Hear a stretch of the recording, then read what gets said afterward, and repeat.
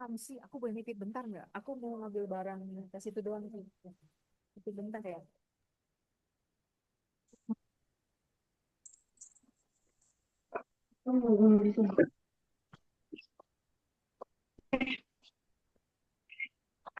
Assalamualaikum warahmatullahi wabarakatuh. Waalaikumsalam Waalaikumsalam warahmatullahi warahmatullahi wabarakatuh. wabarakatuh. Waalaikumsalam.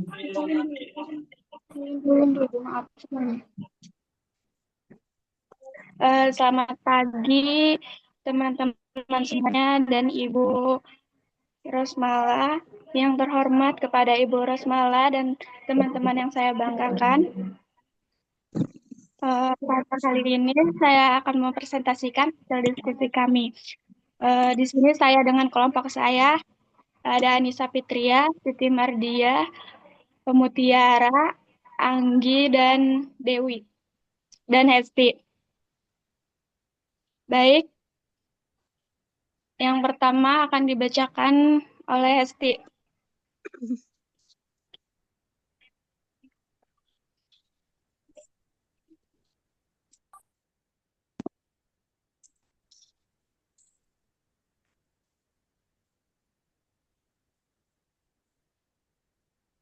Hmm, Baik, saya akan membacakan materi yang pertama, yaitu tentang pengertian.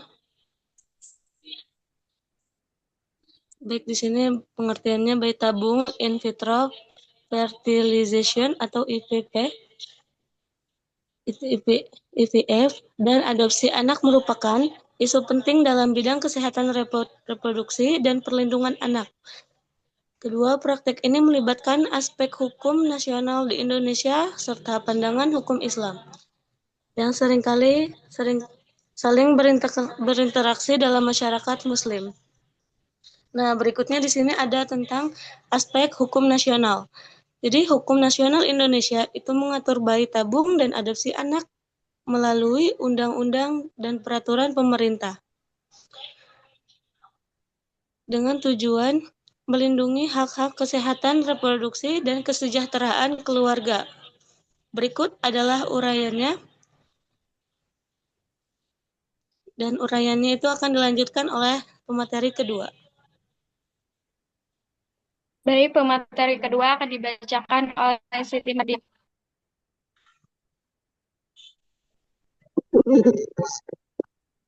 Bayi tabung Kementerian Kesehatan melalui Peraturan Menteri Nomor 25 Tahun 2016 tentang penyelenggaraan program bayi tabung menetapkan persyaratan ketat seperti satu, pasangan suami istri yang sah secara hukum tidak menggunakan donor sperma atau sel telur dari pihak ketiga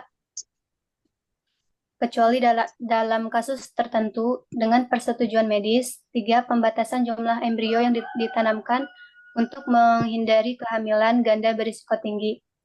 Ada juga adopsi anak. Adopsi anak diatur oleh Undang-Undang Nomor 35 Tahun 2014 tentang perubahan atas Undang-Undang Nomor 23 Tahun 2002 tentang perlindungan anak serta Peraturan Pemerintah Nomor 54 Tahun 2007 tentang pelaksanaan pengangkatan anak. Prinsip utamanya adalah melindungi kepentingan terbaik anak dengan prosedur yang melibatkan pengadilan dan lembaga sosial. Baik, selanjutnya akan dipresentasikan oleh pemateri tiga yaitu Mutiara Sandi.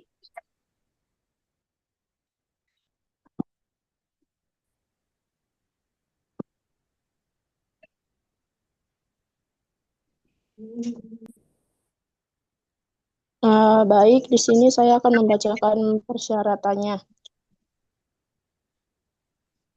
Eh, Pengadopsi harus berusia minimal 30 tahun, mampu secara finansial dan psikologis, serta tidak memiliki anak kandung. Anak yang diadopsi biasanya yatim piatu atau terlantar. Proses melalui pengadilan negeri dan dengan keputusan biologis, dengan persetujuan biologis orang tua jika ada, dan rekomendasi dari dinas sosial. Adopsi memberikan hak waris dan status hukum penuh kepada anak. Larangan adopsi tidak boleh dilakukan untuk tujuan komersial. Mana ya? Finansial mana sih?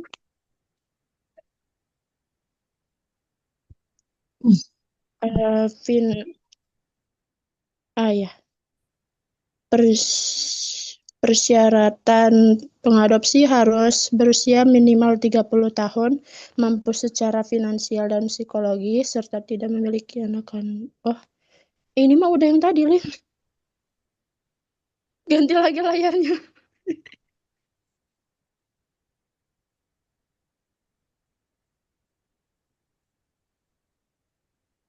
Aspek hukum Islam. Dalam Islam, bayi tabung dan adopsi anak diatur berdasarkan Al-Quran, hadis, dan ijtihad ulama.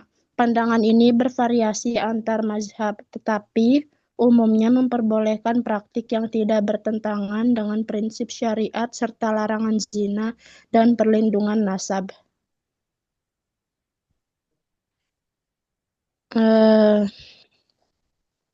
Baik, materi selanjutnya akan dibacakan oleh teman saya.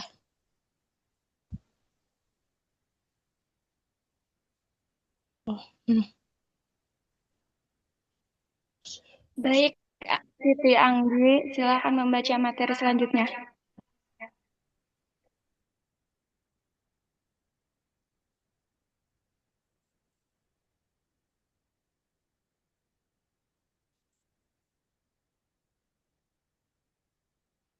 Fatwa Majelis Ulama Indonesia (MUI) memperbolehkan IVF jika menggunakan sperma dan sel telur pada pasangan suami istri sah.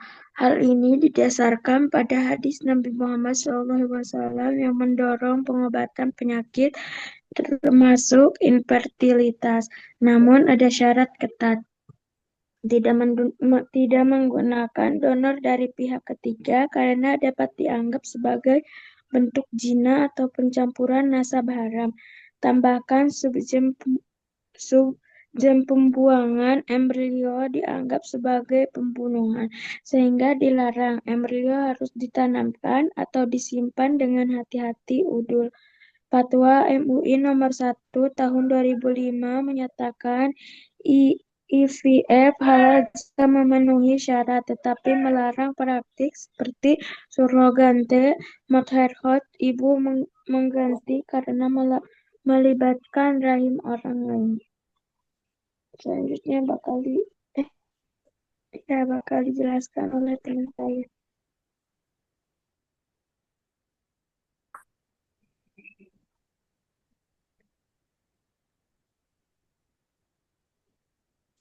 Coba ke atasnya lagi. Jadi kesimpulannya, aspek hukum nasional Indonesia menekankan regulasi teknis dan perlindungan hak anak dalam bayi tabung dan adopsi. Sementara hukum Islam lebih fokus pada etika syariat seperti pemeliharaan nasab dan larangan praktik haram. Meskipun ada kesamaan dalam memperbolehkan kedua praktik untuk pasangan sah, perbedaan muncul dalam detail seperti larangan donor pihak ketiga dalam Islam.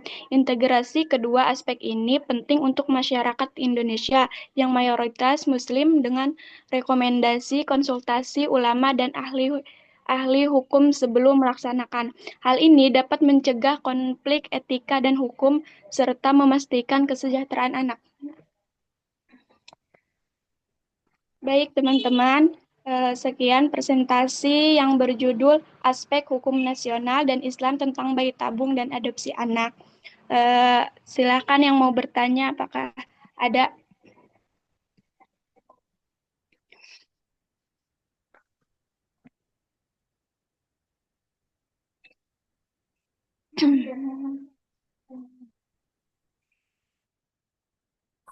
Iya.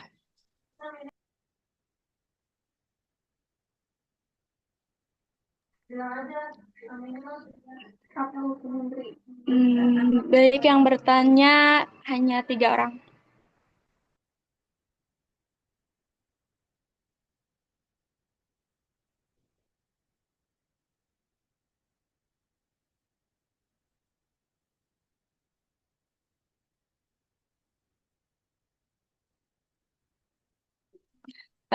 Teh Dara Mangga sok di komen ya, dicatat.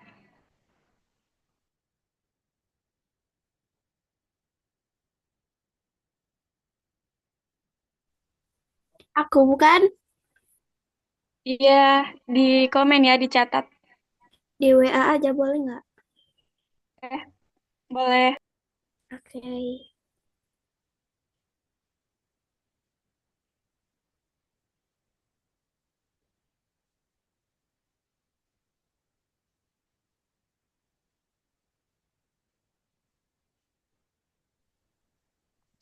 Yang kedua, Sinta. Sok di komen ya, kalau gak di WA.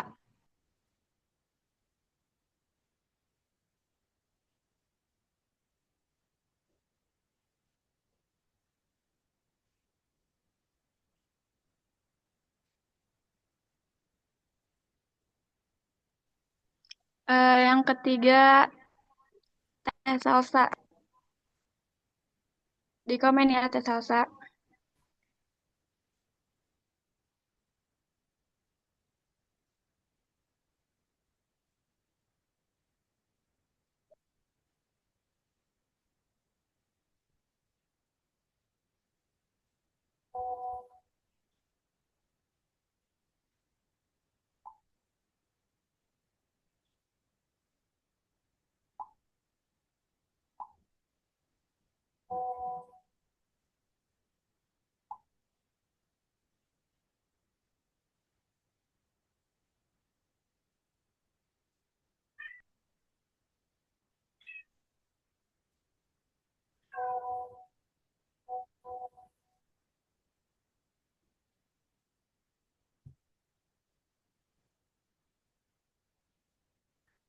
Jatuh cinta.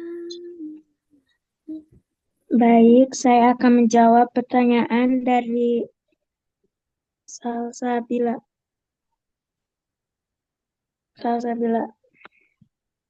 Apa apa saja hak-hak anak yang diadopsi menurut hukum Islam dan nasional?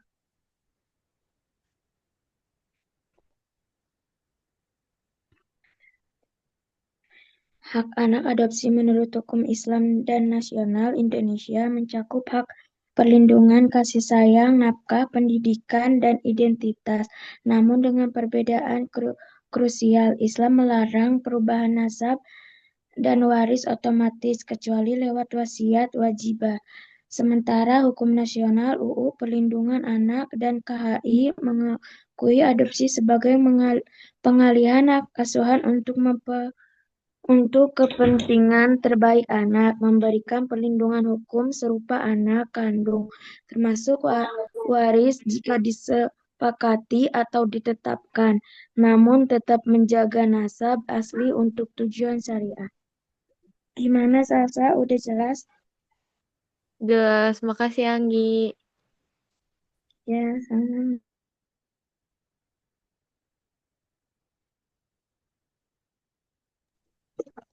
Baik, di sini saya akan menjawab pertanyaan dari Tedara.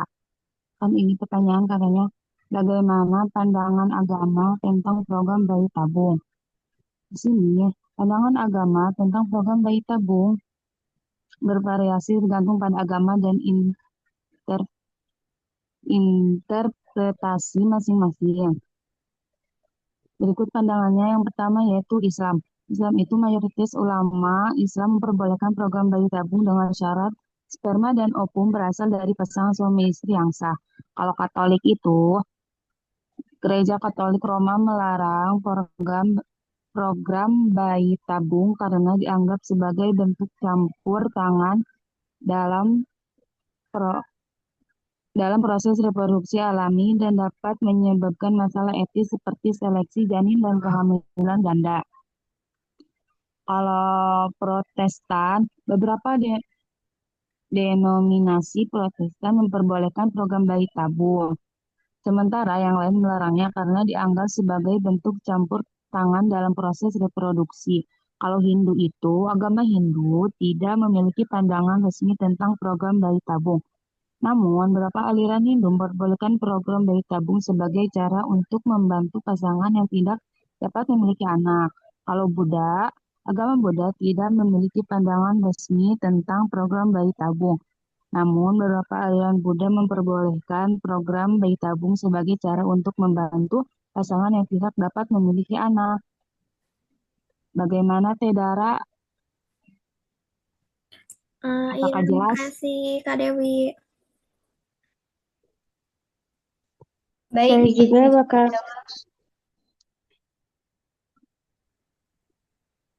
izin menjawab pertanyaan dari dari Sinta. Pertanyaannya bagaimana peraturan perundang-undangan di Indonesia? Jawabannya, peraturan perundang-undangan di Indonesia adalah peraturan tertulis yang memuat norma hukum yang mengikat secara umum dibuat oleh lembaga negara atau pejabat berwenang melalui prosedur yang telah ditetapkan dan harus berdasarkan Pancasila serta tidak bertentangan dengan Undang-Undang Dasar Negara Republik Indonesia tahun 1945. Ada juga struktur dan hierarkinya. Perundang-undang di Indonesia dari yang paling tertinggi adalah Undang-Undang Dasar 1945, Ketetapan Majelis Permusyawaratan Rakyat atau MPR, Undang-Undang, Pemerintah Pengganti Undang-Undang atau Perpu, Peraturan Pemerintah, Peraturan Presiden, Peraturan Daerah Provinsi, Peraturan Daerah Kabupaten atau Kota. Apakah bisa dipahami? bisa. Makasih, Sinar. Sama. Baik, sekian presentasi pemaparan dari kelompok kami. Mohon maaf bila ada salah atau ucapan yang salah, mohon dimaafkan. Terima kasih. Wassalamualaikum warahmatullahi wabarakatuh. Waalaikumsalam warahmatullahi wabarakatuh. Baik, terima kasih banyak kepada kelompok satu ya, yang membahas terkait aspek hukum nasional dan Islam terkait bayi tabung dan adopsi anak.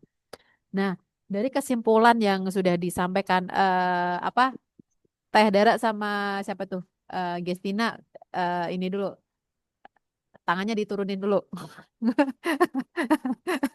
Maaf, Ibu. Iya iya, Maaf Ibu. bisa nggak? Kalau nggak bisa aku turunin maksudnya. Oh. Jadi kalau kita membahas atau dari pembahasan tadi bahwa bayi tabung dan adopsi anak itu di mata hukum dan hukum nasional dan hukum Islam itu boleh atau enggak? Coba Angelica. Tadi kalau bahasan ya, boleh enggak? Boleh Ibu. Hmm. Kalau boleh, kenapa Sulis Sunanda? Kenapa diperbolehkan?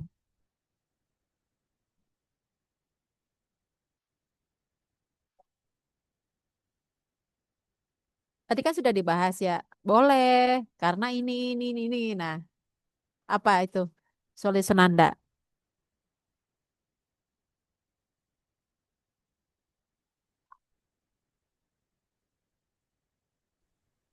Dewi Mutiara, kenapa bayi tabung dan adopsi anak itu sah dan diperbolehkan di mata hukum nasional ataupun secara hukum Islam? Bagaimana pendapat Dewi Mutiara?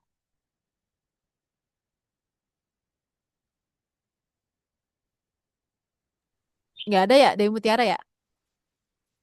Ada Ibu. Oh, Apa Ibu tadi?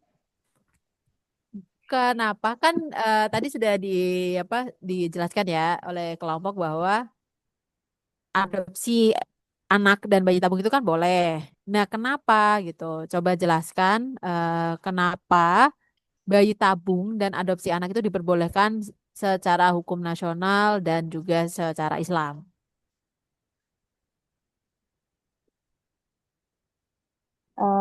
Ini Bu, syaratnya kalau misalnya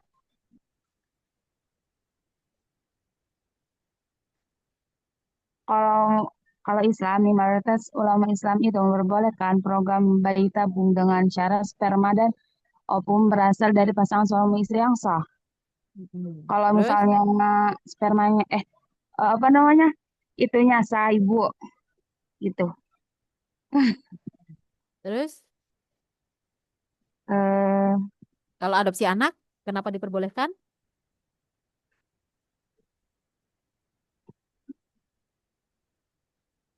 boleh Ibu secara menurut Islam mah. Mm-mm.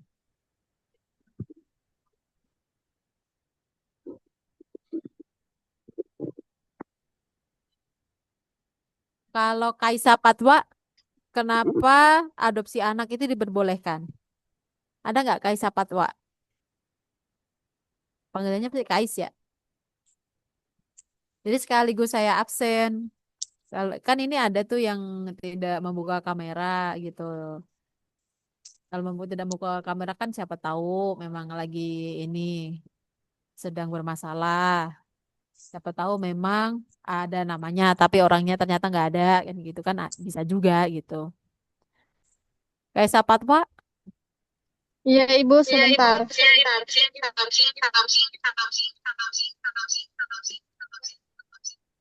Bentar. Adopsi anak diperbolehkan Hmm? karena memiliki beberapa tujuan. Mm-mm. Melindungi hak anak, Mm-mm. membantu pasangan yang tidak dapat memiliki anak sendiri, Mm-mm. menciptakan keseimbangan sosial. Oke. Jadi benar ya teman-teman, di dalam hukum Islam maupun nasional, bayi tabung itu kan banyak ya prosesnya ya. Bentar, ya ini ya. Mana nih itu aku nih.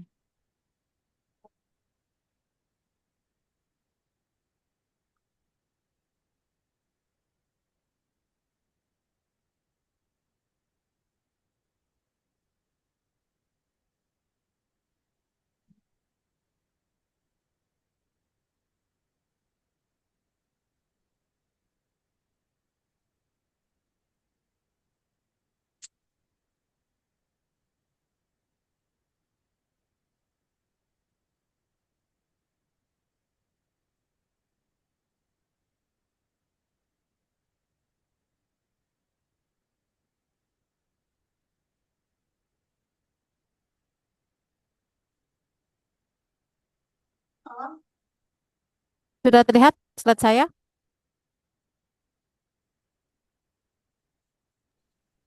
Slide saya sudah Belum. terlihat? Nah, belum. Belum. Coba Belum, Bu. ditutup dulu slide yang oh udah ya. Nah, sudah terlihat. Belum, Jadi, Belum, Ibu. Ibu. Ada. oh, Sudah, Belum, Ibu. Ibu. Sudah, Bu. sudah. Mm-mm. Ada. Nah, jadi bayi tabung, terus juga apa tadi namanya? Selain bayi tabung, Adopsi anak. adopsi anak itu disebut sebagai isu medis kontemporer.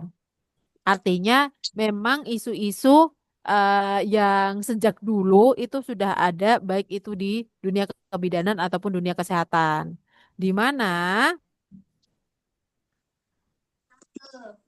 dalam ilmu kesehatan maupun teknologi reproduksi itu banyak isu medis kontemporer yang memiliki implikasi atau dampak terhadap etika hukum baik secara nasional maupun secara Islam. Nah, tenaga bidan itu harus paham itu, paham batasan-batasan norma baik secara nasional maupun secara Islam. Kenapa? Karena pelayanan kebidanan itu harus yang aman, legal, dan beretika. Jadi saya ulangi, bayi tabung, surrogasi mother atau peminjaman rahim pada ibu, terus juga apa namanya adopsi anak, terus apa lagi ya, aborsi. Nah itu semuanya itu adalah isu-isu kesehatan yang bersifat kontemporer. Artinya kontemporer di sini itu memang sejak dulu itu sudah ada. Di mana isu medis kontemporer ini atau bayi tabung dan lain sebagainya itu akan berdampak terhadap etika dan hukum, baik itu hukum Islam maupun hukum nasional. Nah, sebagai tenaga bidan itu paham betul, harus paham betul batasan-batasan yang bisa atau batasan-batasan yang diperbolehkan atau yang tidak diperbolehkan ketika mau melakukan aborsi, mau melakukan bayi tabung dan lain sebagainya. Begitu. Bukan melakukan bayi tabung tapi memberikan saran untuk melakukan bayi tabung. Kan bidan itu bukan kompetensi bidan. Bidan itu hanya memberikan KIE kalau untuk bayi tabung. Tidak boleh melakukan praktek bayi tabung atau penanaman sperma di dalam sel telur. Gitu. Nah, di dalam hukum pelayanan kebidanan, jadi saya singgung sedikit ya. eh Kenapa? Karena di dalam pelayanan kebidanan itu banyak hal-hal yang kita berhubungan dengan manusia, dengan nyawa manusia gitu kan. Kadang ada ibu yang meninggal di tempat kita, bayi meninggal di tempat kita salah memberikan apa namanya, mungkin malpraktek dan lain sebagainya, sehingga kita harus tahu batasan-batasan kompetensi atau kemampuan yang kita miliki. Nah, di dalam pelayanan kebidanan itu ada dua perspektifnya. Ada yang dari hukum nasional dan ada dari hukum Islam. Kenapa di sini penting ada hukum Islam? Karena kita berbasisnya adalah basis Muhammadiyah. Iya. Betul. Nah, di dalam hukum nasional sendiri, ini ada yang namanya undang-undang. Nanti kemarin kan sudah dikasih PR ya sama Dokter Fitri ya untuk selalu membaca undang-undang kesehatan. Di mana sekarang undang-undang kesehatan itu nomor 17 tahun 2023. Terus juga ada Permenkes tentang praktek kebidanan. Terus juga ada apa Permenkes nomor berapa saya lupa itu terkait praktek atau profesi bidan. Dan di mana itu fokusnya hukum nasional, fokusnya itu terhadap wewenang bidan, pemberian inform consent, keselamatan pasien, tanggung jawab profesi, etika. Semuanya fokusnya adalah terkait etika profesi. Masih ingat dong, etika profesi ada berapa? Etika profesi ada berapa?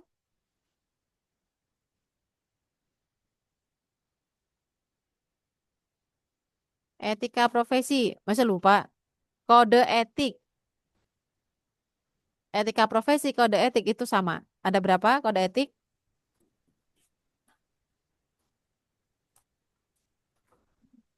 Yang ini bukan Bu yang keadilan, kejujuran, menjaga kerahasiaan pasien.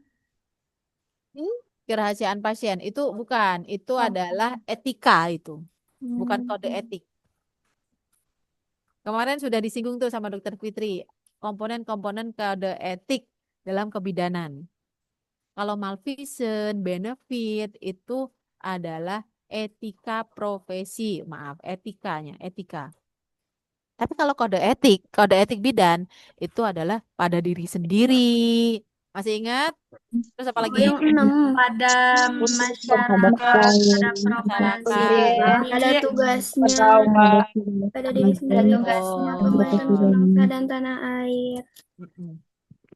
Jadi saya ulangi, kode etik bidan itu ada 6. Diri sendiri sampai dengan pemerintah. Tapi kalau etika profesi, itu tadi beda ya, maaf. Kalau etika profesi, itu yang tadi, benefit, malfeasance, keadilan, keterbukaan, kerahasiaan. Nah, itu semua adalah etika profesi. Profesi. Nah, di dalam hukum nasional, itu fokusnya itu, etika profesi dan kode etik. Tapi kalau hukum Islam, itu terkait fokusnya adalah syariah, menjaga apa ya, ahli waris, menjaga ahli waris. Jadi ahli warisnya itu biar jelas, menghindari tindakan medis yang tidak bermanfaat atau yang menghadirkan madorot, gitu. Tujuannya sih itu kalau untuk Islam. Nah, kita masuk ke bayi tabung. Tadi kan ada bayi tabung ya. Di dalam bayi tabung itu kan proses penanaman sel sperma yang dilakukan di luar tubuh. Kalau kita harfiahnya secara fisiologisnya atau secara normalnya itu kan berada di dalam ya penanamannya ya. Ya kan? Melalui apa? Ya melalui penetrasi penis ke dalam vagina. Itu kalau dia sudah suami istri. Kalau belum suami istri jangan, tidak diperbolehkan. Namanya zina. Hukum zina itu berat. Jadi bayi tabung itu adalah penanaman sperma berada di luar tubuh wanita atau di luar tubuh ibu. Di mana prosesnya? Prosesnya itu ketika sel telur yang sudah matang, kapan sel telur sudah matang? Pada waktu masa subur. Nah, sel telur ketika matang itu diambil setelah itu dilakukan apa ya? Pemasukan sperma lah ya. Ada sel telur, terus sperma diambil dua-duanya, pembuahannya itu di gelas kaca. Nah, itu namanya IVF. Nanti kita tahu bedanya IVF dan juga in vitro, biar tahu perbedaannya. Kemudian setelah itu terjadi pembuahan atau embrio, itu kembali lagi akan dipindahkan atau dimasukkan ke dalam perut ibu. Nah, itu adalah proses secara medis dalam bayi tabung. Kenapa dilakukan bayi tabung?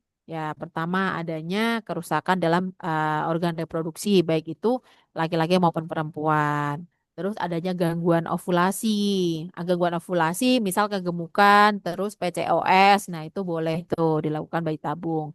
Terus juga adanya endometriosis, di mana jaringan rahim itu berada di luar rahim dan sangat mengganggu proses reproduksi. Kenapa? Kalau ada endometriosis, itu sel telurnya pasti akan kecil-kecil atau tidak matang. Nah, cirinya kalau kita orang awam gitu ya, orang awam,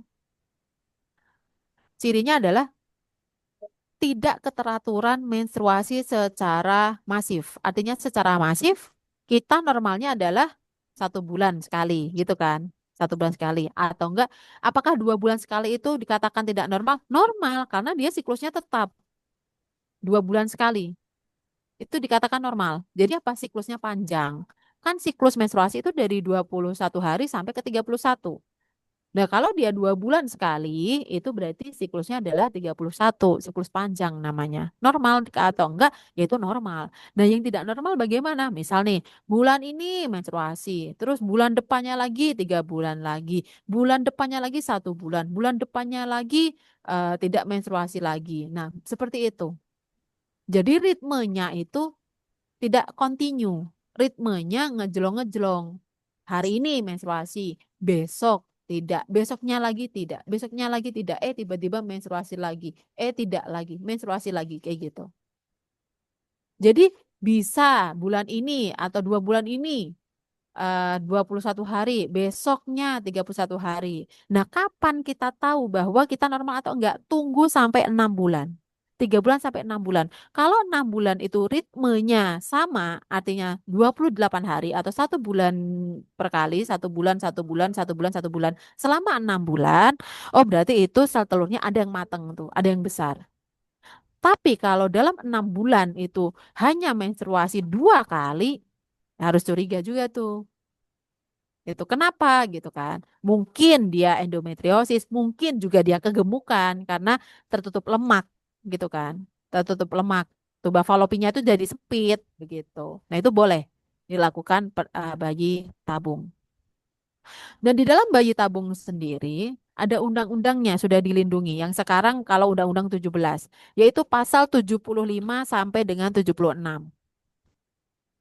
Di mana disebutkan bahwa Undang-Undang Nomor 17 Pasal 75 sampai 76 teknologi reproduksi penanaman bayi tabung itu kan termasuk teknologi reproduksi itu diperbolehkan oleh pasangan suami istri yang sah. Kenapa yang sah?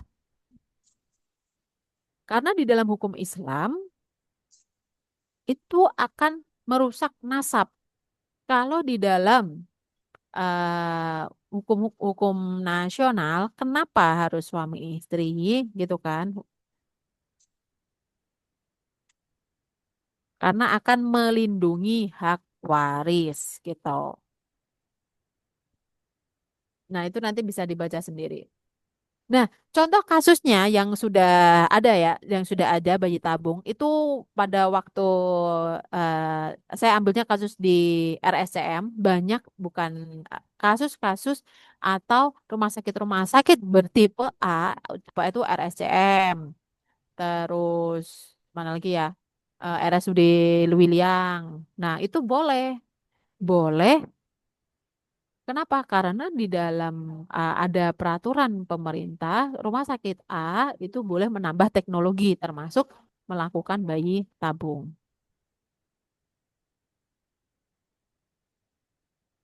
Terus yang kedua, tahu nggak? Ini artis siapa? Dia dia kabar terakhir apa? Dia mengadopsi siapa? Adopsi. Baik. Lili. Teh Lili ya. Iya. Kenapa dia diadopsi? Dari mana dia? Kenapa kenapa Teh Lili diadopsi?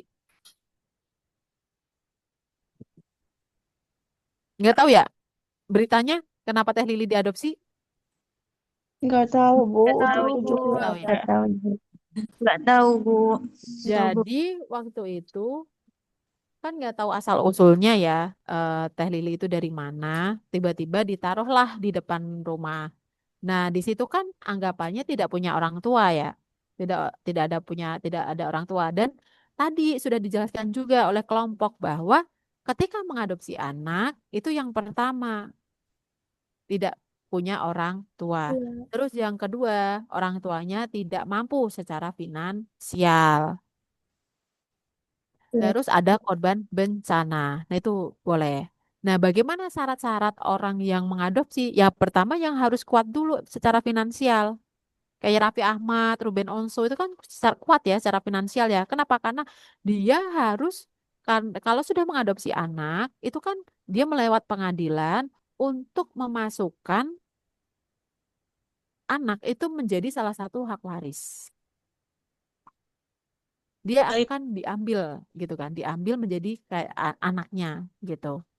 Nah, itu namanya diadopsi, seperti anak sendiri. Nanti juga harus membiayai sekolah, wajib membiayai sekolah, wajib membiayai kehidupannya, dan lain sebagainya. Jadi pertama harus kuat secara finansial. Nah, ini nanti juga bisa dibaca sendiri gitu. Oke, lanjut. Kelompok berapa lagi? Donor ASI? Kelompok berapa? kelompok 2, Bu. Oke, yuk dipersilahkan kelompok 2. Cukup jelas ya tadi ya, bayi tabung dan juga adopsi anak. Jelas, Bu. Oke, yuk lanjut.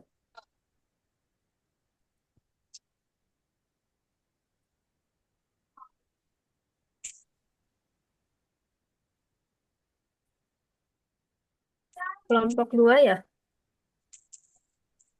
Iya, Iya. Teh yang Amanda bisa nggak? Ya, Teh. donor ASI. Eh,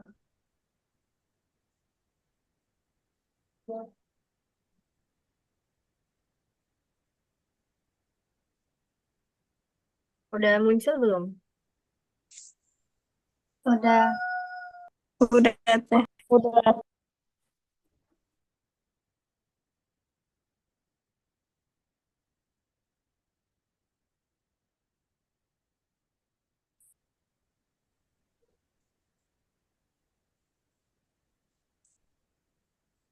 Saya Anggun. Oke, baik. Assalamualaikum warahmatullahi wabarakatuh. Waalaikumsalam. Warahmatullahi wabarakatuh. Di sini kami akan mempresentasikan tentang aspek hukum nasional dan Islam tentang sewa ASI dan rahim.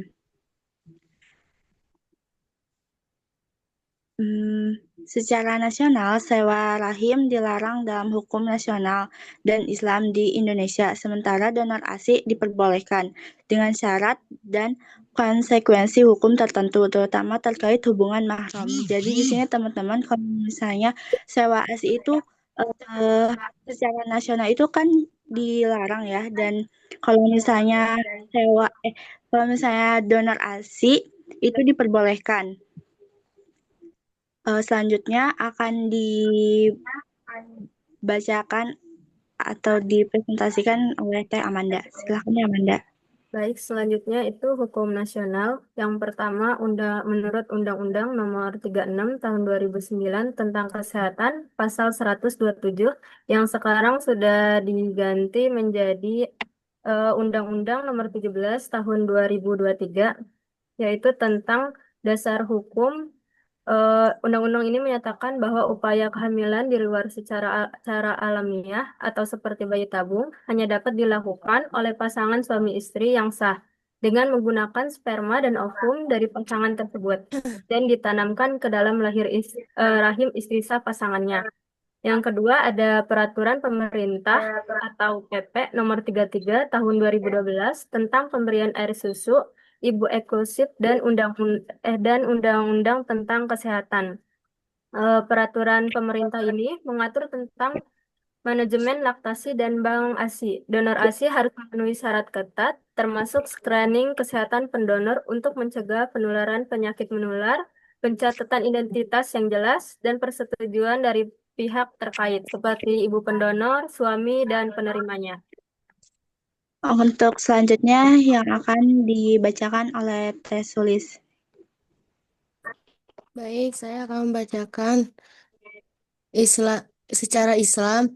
Jadi menurut Fatwa MUI, Majelis Ulama Indonesia telah mengharamkan praktek sewa rahim melalui Fatwa MUI nomor 952 dan secara hukum Islam Fatwa MUI donor ASI diperbolehkan hibah atau halal berdasarkan Fatwa MUI nomor 28 tahun 2013 tentang seputar masalah donor air susu ibu. Untuk selanjutnya yang akan dibacakan oleh Teh Eka. Silakan Teh Eka.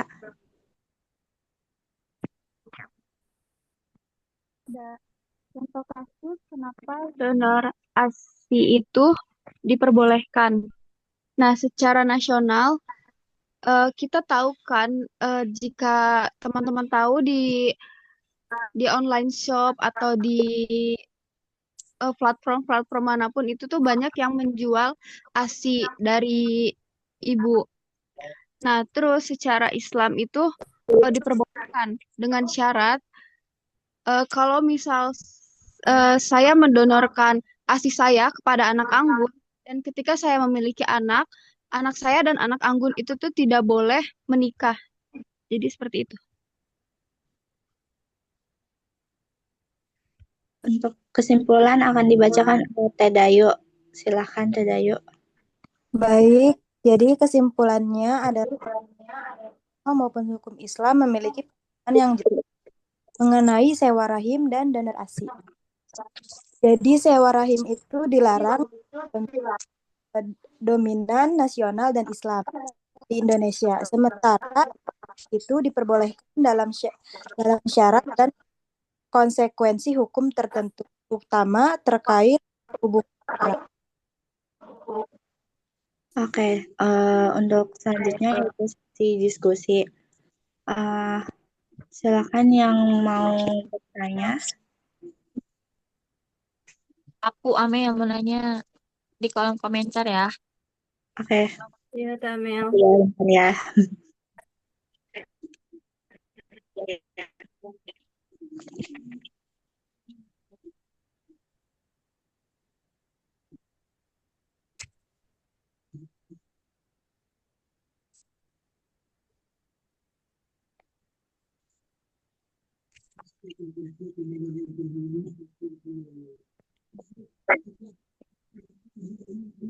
Bentar ya teman-teman.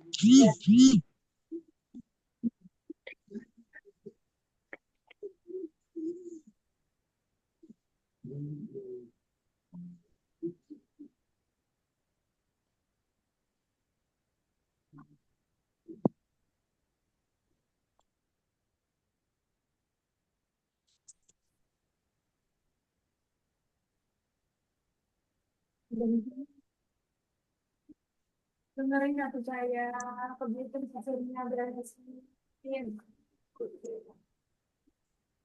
makanya apa jadi kan mama bilang pakai nikah.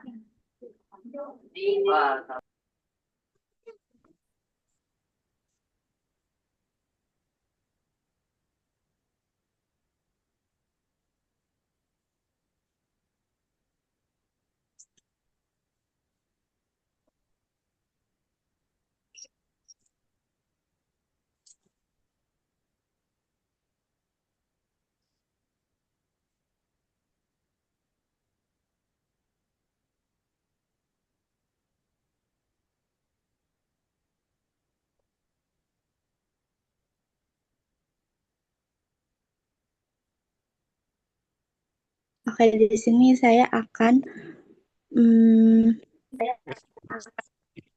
menjawab pertanyaan dari Teh Amel.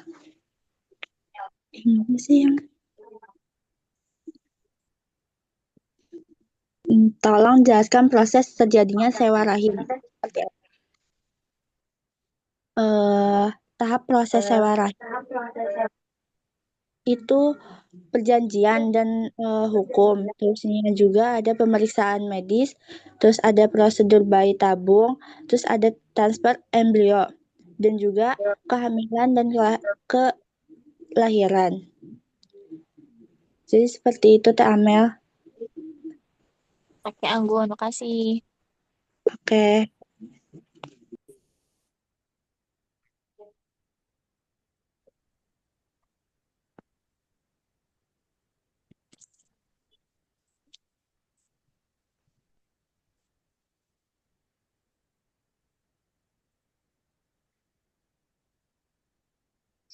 Baik, di sini saya akan menjawab pertanyaan Salsabila Husna.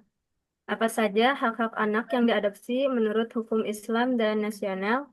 Menurut hukum Islam yaitu hak nasab, hak waris, hak penghidupan, hak pendidikan, dan hak perlindungan. Sedangkan menurut Itu hukum bukannya udah ya, nasional, Salsa? Bukannya itu bukan materi yang itu tadi ya? bukan.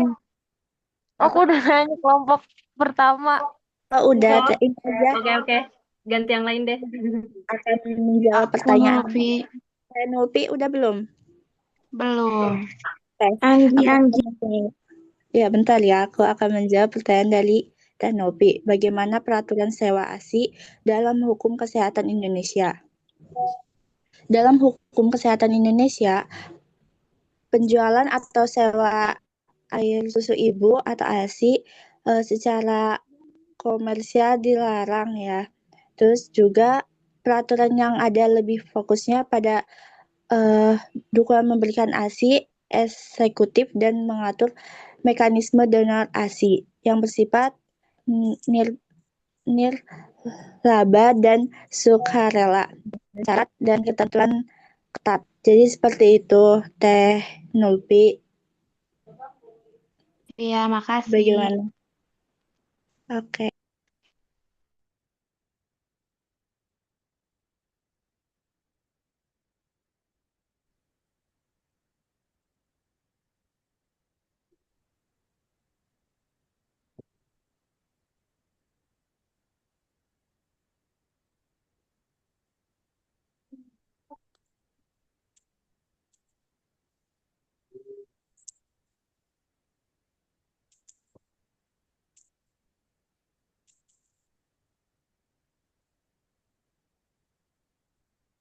Baik, di sini aku akan menjawab pertanyaan dari Teh Manda ya. Manda Deca. Apakah sewa ASI harus ada perjanjian tertulis menurut hukum nasional?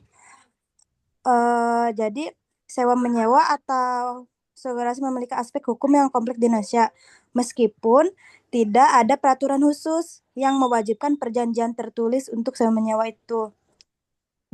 Tapi menurut apa sih? Namun memiliki perjanjian tertulis sangat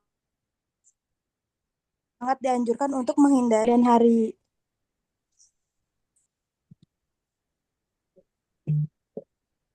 yang apa sih? Jadi tidak harus sih perjanjian ASI itu. Jadi seperti itu, Teh Deca. Baik, terima kasih Kak Dayu. Iya.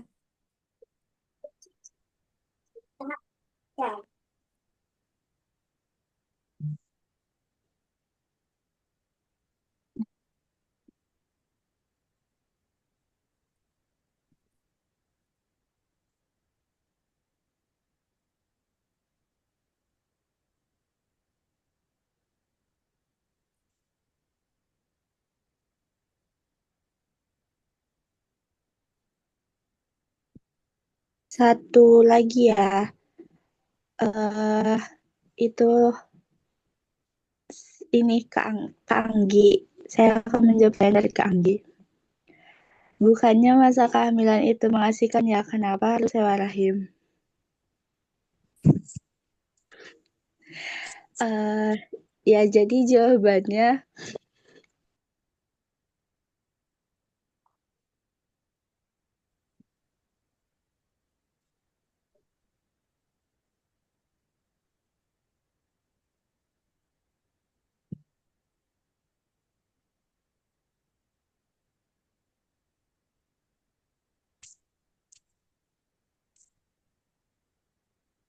Kak Anggun, ke mute.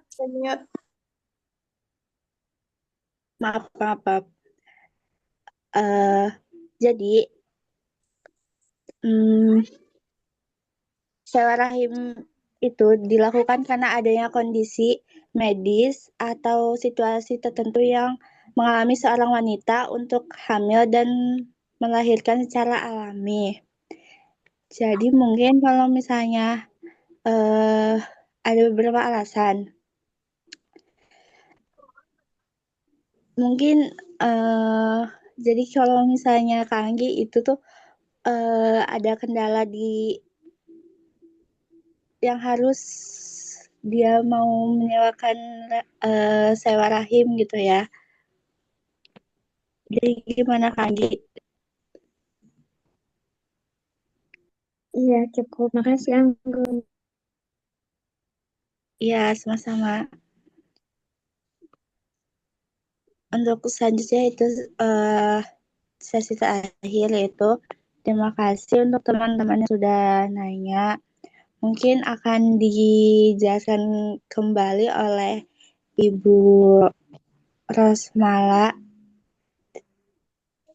Baik, terima kasih Terima banyak. kasih. Assalamualaikum warahmatullahi wabarakatuh. Waalaikumsalam warahmatullahi wabarakatuh. Baik, tadi ada beberapa hal ya yang apa ya yang bisa kita pelajari. Bentar.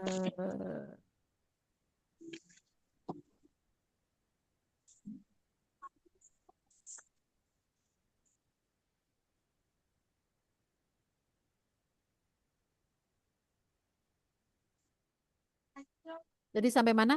Donor ASI ya? Iya, Bu. Nah, donor ASI itu tuh hukum nasional juga hukum Islam itu boleh. Kalau di hukum Islam namanya ibu persusuan, tapi kalau di hukum Islam walaupun hukum nasional itu tidak boleh untuk menikah gitu kan apabila kenapa seperti itu? Karena kita satu ibu persusuan namanya.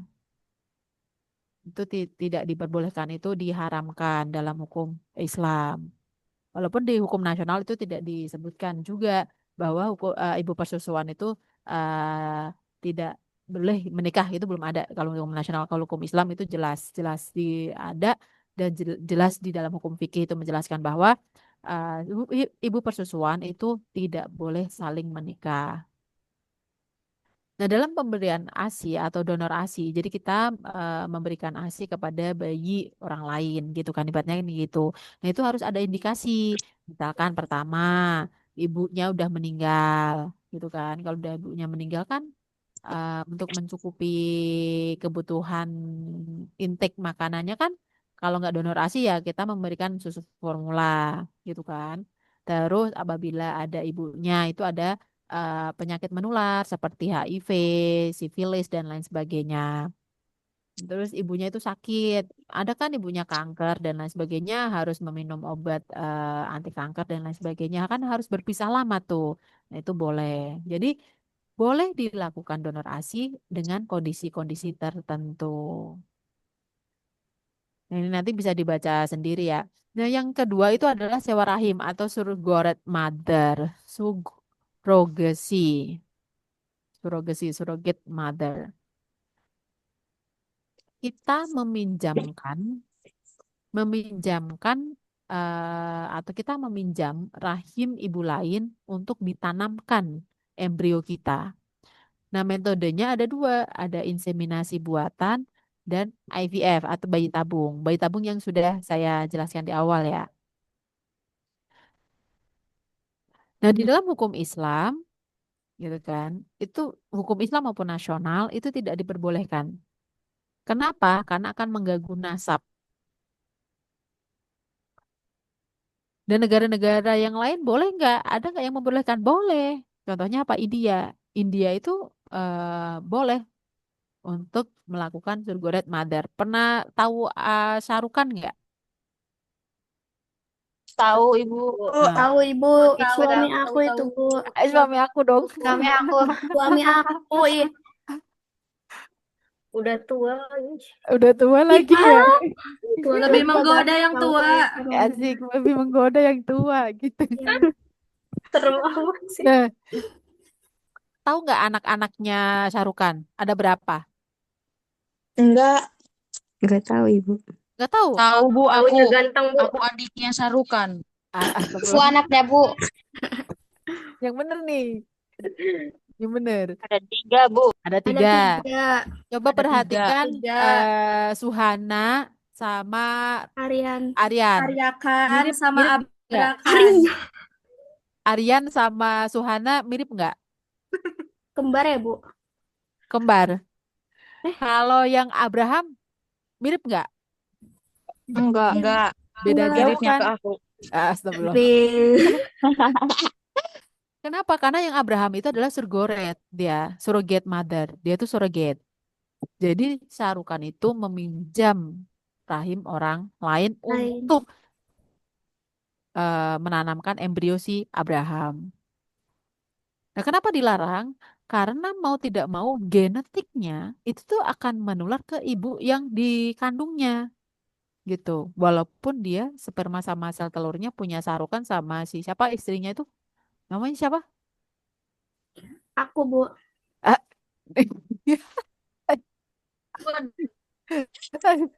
Namanya itu Gaurihan, Bu. Gaurikan. Oh, Gaurikan, Mam. Gauri, ya. Aprilianikan. Maksa banget April. Iya maksa aja ya Allah. Enggak sekalian Amelia Khan gitu ya. Iya, Aprilianikan. Dan walaupun dia spermanya Sarukan, sel telurnya Gauri, tapi kan dia ditanamkan bukan di perutnya Gauri, tapi di ibu lain. Nah, ini kan pasti kan ada gen yang masuk ke situ. Dia plasentanya nempel ke siapa? Ke ibunya kan. Makanya dia nggak mirip tuh berdua Abraham sama Gauri. Nah, itu yang permasalahannya. Kenapa dilarang? Karena yang pertama akan merusak nasab, yang kedua gennya itu gen yang dibawa itu bukan dari mereka berdua. Gitu ceritanya. Dan karena waktunya juga sedikit mepet ya, jadi kita masuk ke tinggal berapa lagi? Satu lagi ya? Yang belum presentasi Satu ya? kelompok lagi, Oke, Bu. Itu satu nanti lagi. minggu depan Kelompok ya. 3. Minggu depan. Jadi kita masuk ke materi selanjutnya yaitu terkait perlindungan dalam profesi bidan. Perlindungan hukum bagi bidan. Ingat, pada waktu kita tindakan, apapun tindakannya, kita harus ada 2 form yang diwajib ada. Inform consent sama inform choice. Bedanya apa? Sudah belajar belum inform consent sama inform choice? Belum. Belum.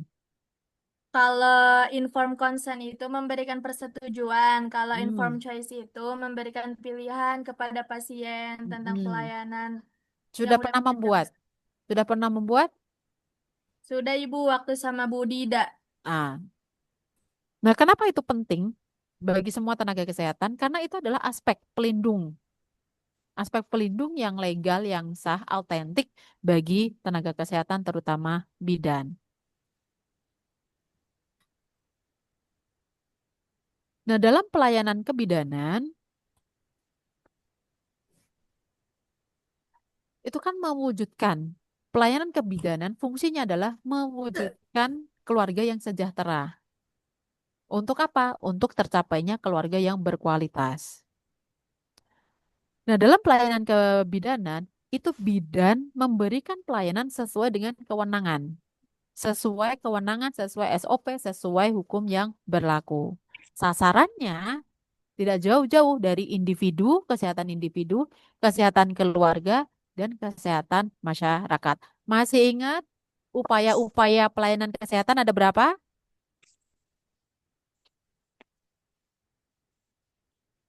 Upaya pelayanan? Kalau pelayanan kebidanan kemarin ada 3, ya kan? Ada primer, sekunder, Sama Ada kolaborasi. kolaborasi mandiri, gitu Kolaborasi. kan? Itu kan Ya. ya. Nah, kalau upayanya, upaya pelayanan kebidanan 4. 4, apa saja? Promotif, Hmm, promotif, preventif, preventif, kuratif, sama rehabilitatif. rehabilitatif, pintar.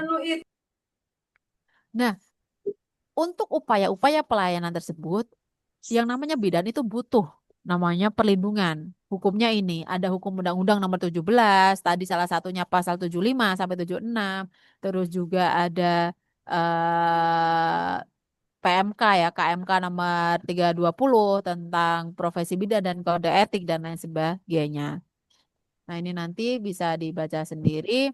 Nah, di dalam perlindungan terutama hukum profesi itu adalah peraturan hukum yang diberikan oleh ini ya, oleh masyarakat. Kenapa kalau masyarakat? Kita masyarakat bukan. IBIB masyarakat bukan. Masyarakat. Ya, Masyarakat. itu masyarakat. Tapi masyarakat secara profesi. IBI namanya. Ikatan Bidan Indonesia. Indonesia. Kesepakatan yang dibuat untuk mengatur secara tata perilaku antara anggota masyarakat atau perorangan. Mewujudkan, untuk apa? Untuk mewujudkan perlindungan yang sifatnya tidak sekedar adaptif atau sekedar apa ya, kita bisa beradaptasi tetapi juga fleksibel, menyesuaikan gitu kan. Melainkan juga memprediksi dan juga untuk membatasi, untuk mengantisipasi. Jadi perlindungan hukum itu fungsinya adalah untuk memberikan antisipasi kepada kita apa yang akan terjadi nantinya. Kenapa seperti itu? Kalau kita tidak menggunakan informed choice atau informed consent, ternyata ibunya meninggal di depan kita, kita punya perangkat hukum nggak di situ? Kita punya perangkat hukum nggak yang untuk membela kita? Misalkan Tidak. kita tidak, Punya. tidak Enggak, punya Ibu. kan? Iya. Nah, itu fungsinya, fungsi dari perlindungan hukum. Salah satunya adalah kita mengantisipasi tindakan yang akan dilakukan segera. Kita mengantisipasi tindakan atau mengantisipasi kejadian yang akan terjadi begitu. Kan kita tidak tahu, misalkan, oh ibunya ini nanti akan perdarahan, oh ibunya ini nanti kan kita tidak tahu gitu. Tapi kita bisa memprediksi gitu. Kita bisa memprediksi sehingga pada waktu kita melakukan tindakan apapun kita harus menggunakan informed choice maupun informed consent. Ini nanti bisa di. Nah, yang penting ini asas perlindungan hukum profesi itu ada 4.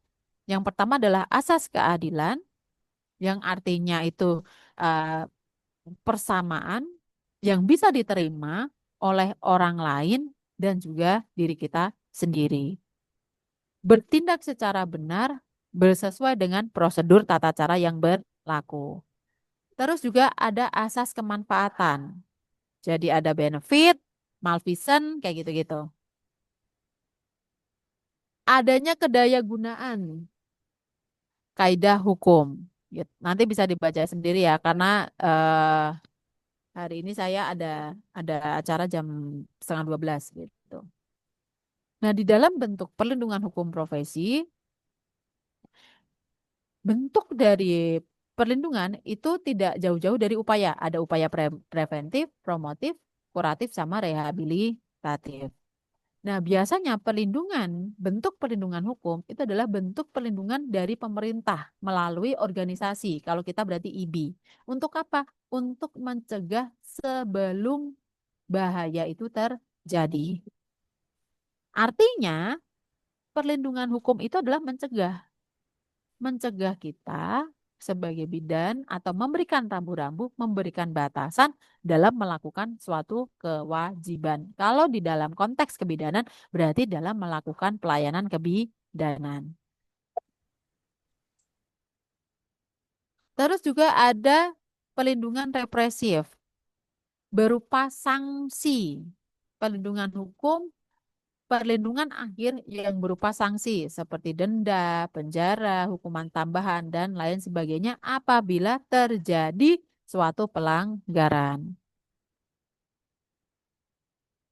Nah, indikator-indikator pelindungan hukum bagi bidan yang pertama itu adalah perlindungan dari gangguan orang lain yang merugikan bagi profesi bidan. Contohnya ketika kadang kan ada ya keluarga pasien itu memaksa harusnya dirujuk tapi memaksa untuk dilakukan di rumah sakit di MPMB kita. Banyak kan kasus-kasus seperti itu. Itu pasien itu harusnya dirujuk. Kenapa? Karena ini perdarahan hebat atau karena ini tuh persalinan macet atau karena penyulit apapun. Itu kan kita harus rujuk.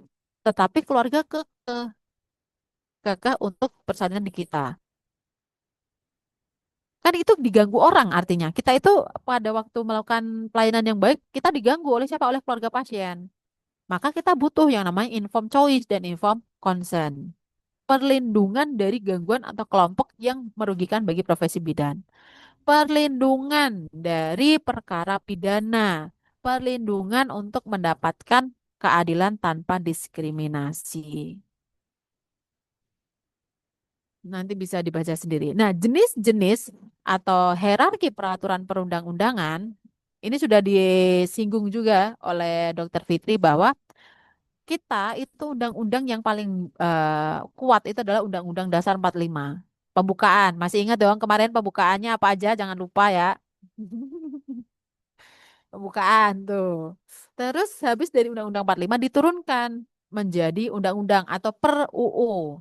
Dari per UU menjadi PP, dari PP Perpres, ada Perda, ada KMK dan lain sebagainya. Itu adalah hierarki. Saya tidak akan ini lagi inform choice, inform concern. Nanti bisa dibaca sendiri. Nah, perikatan gitu kan, yang namanya health services, kita tuh kan menjual jasa gitu kan, menjual jasa. Artinya kita itu melakukan pelayanan jasa, health services. Di mana dalam health services ada health provider. Kita ada organisasi yang melindungi kita. Di dalam health services, kita di dalam memberikan pelayanan kesehatan kepada pasien, itu yang terpenting pertama adalah kepercayaan. Dari kepercayaan adalah pelayanan yang profesional berstandar. Artinya apa pelayanan profesional berstandar? Kita tidak boleh melakukan pelayanan di luar kewenangan kita. Nanti kita pelajar juga yang namanya bentuk-bentuk profesi bidan. Ada bidan D3, ada bidan D4 profesi, ada juga S1, ada juga S2. Nanti kita belajar kewenangan. Nanti di sesi sedikit akhir gitu. Nah, di dalam pikiran pasien itu ada dua. Ada hasilnya memuaskan, atau ada kan pasien itu bisa menduga, oh ini bidan ini baik, oh ini bidan ini galak, oh bidan ini enak nih kalau penanganan, oh ini instruksinya jelas kan gitu-gitu. Itu adalah persepsi pasien. Nah, kita yang harus mengcreate bagaimana pasien itu terhadap kita. Kita harus profesional pertama, terus melakukan pelayanan sepenuh hati, melakukan pelayanan sesuai dengan standar profesi. Ini saya ambil dari ini ya, apa namanya, dari rumah sakit, bagaimana hubungan tenaga kesehatan di rumah sakit. Di rumah sakit, setiap orang itu punya hak dan kewajiban, tanggung jawab secara hukum. Kita sebagai bidan juga memiliki hak dan kewajiban tanggung jawab secara hukum. Nah, nanti bisa dibaca sendiri ya. Hmm. Sampai sini ada mau ditanyakan? Tidak, Bu. Tidak, cukup jelas? Cukup.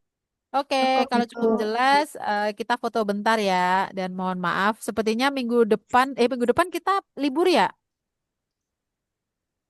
Iya, Bu, libur. Iya, Ibu. Libur, Bu. Ada yang nggak mau libur nggak? Iya, mau tahun baruan dong, Bu. Tahun baru ada. Aku gak mau Oh, pengen iya. belajar. Pengen belajar apa? April kan dong. Maksa banget dia April. April pengen ngehafal tulang, Bu, katanya. Oh gitu. Bohong.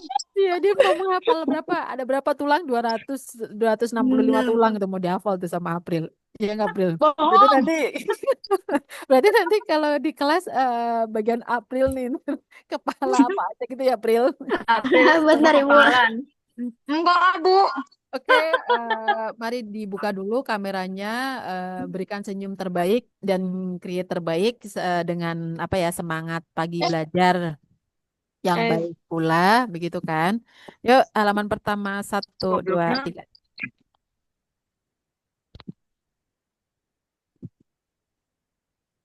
3. Halaman kedua 1, 2, 3. Baik, marilah kita akhiri kelas pada siang hari ini. Selamat berlibur, gitu kan? Selamat berakhir pekan dan juga nanti kalau mau jalan-jalan juga semoga ini ya tetap sehat selalu agar perjalanan atau jalan-jalannya semakin bersemangat dan nikmat gitu kan. Kalau sehat kan mau jalan-jalan enak-enak aja tuh. Kan? Yuk berdoa sesuai dengan agamanya masing-masing, berdoa dipersilakan.